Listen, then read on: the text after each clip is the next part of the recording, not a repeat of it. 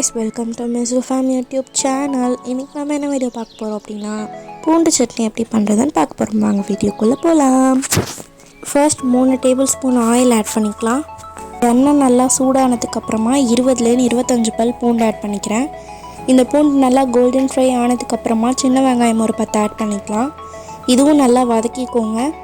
இதுவும் நல்லா வதங்கினதுக்கு அப்புறமா நான் ஸ்பைசஸ்க்கு ஏற்ற மாதிரி நான் காஞ்ச மிளகா 3 ஆட் பண்ணியிருக்கேன்.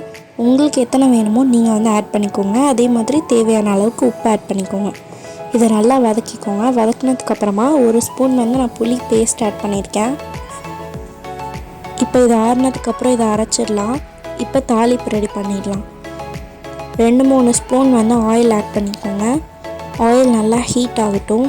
ஹீட் ஆனதுக்கப்புறமா கடுகு ஆட் பண்ணிக்கோங்க. 1 ஸ்பூன் கடுகு நல்லா வெடித்து வரட்டும்.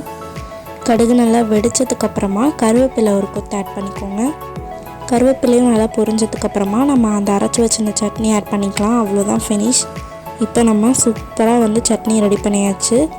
இது ஈஸியாக கொஞ்ச நேரத்தில் நம்ம ரெடி பண்ணிடலாம். வீட்டில் ட்ரை பண்ணி பார்த்துட்டு எப்படி இருக்குன்னு சொல்லி மறக்காமல் கமெண்ட் பண்ணுங்கள். இந்த வீடியோ பிடிச்சிருந்துச்சுன்னா லைக் பண்ணுங்கள், கமெண்ட் பண்ணுங்கள், ஷேர் பண்ணுங்கள், மறக்காமல் சப்ஸ்கிரைப் பண்ணுங்கள். பக்கத்தில் இருக்க பெல் ஐக்கானையும் கிளிக் பண்ணிக்கோங்க. Illuminati, Illuminati,